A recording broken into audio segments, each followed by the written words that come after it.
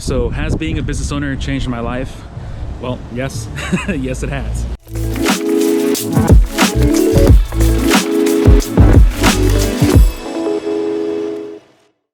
Hey everyone, so being in business definitely does change your life, sometimes for the better, sometimes for the worse. It really depends on your unique circumstance, and I figured I kind of just talk a little bit about it because there's many times that people who are getting ready to take that leap have these questions, and so I wanted to make a little video to address that. And I think there's three big changes that have happened with me. The first one is making myself way more disciplined. You see, before, when I was in the 9 to 5, there used to be some kind of regimen, right? So wake up, go to work, come home, cook, maybe work out, go to sleep, repeat type of thing. And when you are in control of your time, the first couple of months, there's kind of some, adjustment period that you need to get used to, for the simple fact that now you're in control of your time. And so, unless you do it like me, where I kind of just vegged out for like a whole month before actually doing anything, that can get pretty dangerous, because then you can start to develop some bad habits. So when I started taking my business seriously, I started getting into more of a regimen. So understanding, how to build a to-do list for myself that is actually attainable and workable and works for me, how to figure out my goals, how to plan, how to hold myself accountable. So those types of things kind of were amplified. They were already there, present, when I did have my corporate job. However, they weren't cornerstones in my life. I didn't take them as seriously. It was more kind of like this, it's a nice idea, but now that I'm a business owner, it's crucial, because there's so many moving things, so many moving parts that you have to get out of your head. Otherwise, you start to get burdened, you start to get overwhelmed, and you can get burned out even in some cases. So that's what I would say is, first one was just, it's allowed me to become way more disciplined. Okay. Number two, I would say opportunity would be the biggest one.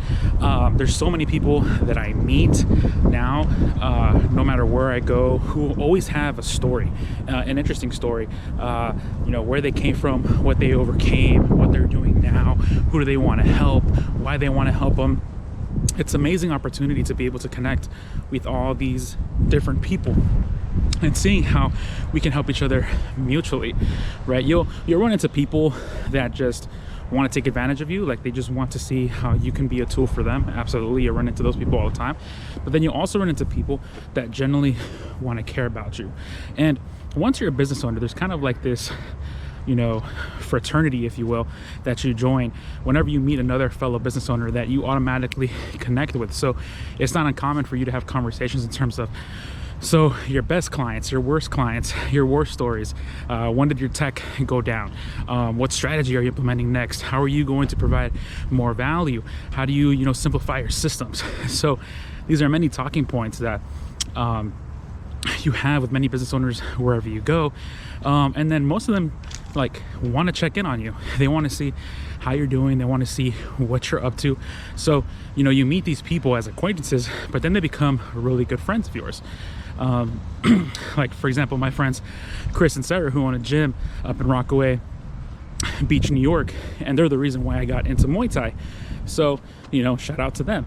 So opportunities, and it's meeting people, working with people. It's because I met people that I was able to buy a business. I was introduced to, many other open doors that, were just amazing opportunities that I never thought I was going to have. They never even came inside of my head. So being a business owner has allowed me to do these things.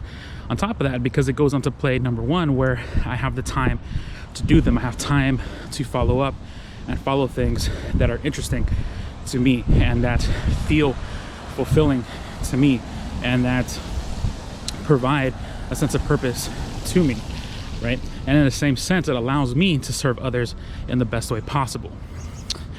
Now, third, I would say that, I used to be very patient, and this might be a good or a bad, but now I've become very impatient.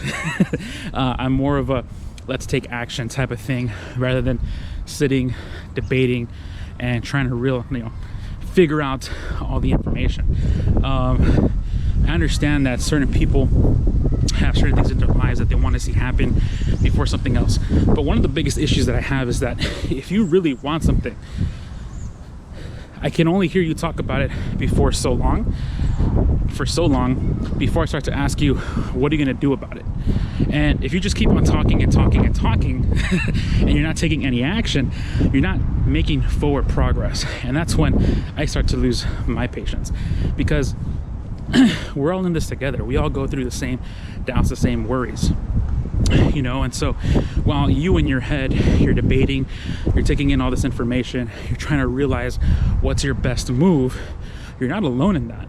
We're all going through that same struggle in different ways, but there's many similarities.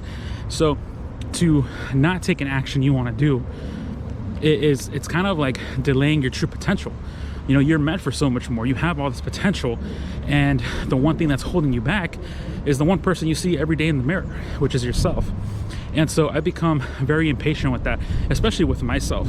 And that has led me to, you know, buy a van, convert it over 4 months into a mobile home and office, and then start traveling. You know, from idea to inception, it only took me 2 weeks. And at that point, like, you know, I did all the thinking that I did, and I was like, okay, you know what, I have a good feeling about this, let's go. Sure, I had doubts, I had insecurities, I had fears, but at the end of the day, I was like, well, I'm not gonna know if those insecurities, if those fears, if those doubts are valid if I don't go through with it. It's just theory, right? So it has made me more impatient, but also it has made me more humbled in the sense that if I know somebody wants to achieve something, wants to go after it, I want to help them get it done. Okay, but there's a certain point. If they just kind of talk about it, then I can't help that person. Right? If they want to do something about it, they want to take action, if they want to learn through the struggle, right? If they want to, you know, fight fire with fire, then that's when I can help. So, you know, I think in essence, to sum it up, it's made me more disciplined. It has opened up a lot of opportunities for me, and it has humbled me in my position in terms of how I can help others and better assist others. And I think, you know, starting a business or being a business owner isn't for everyone, but for those of you that have that itch, absolutely go for it. All right. Thanks for listening to this video. Hope you have a fantastic day. I'll see you all in the next one.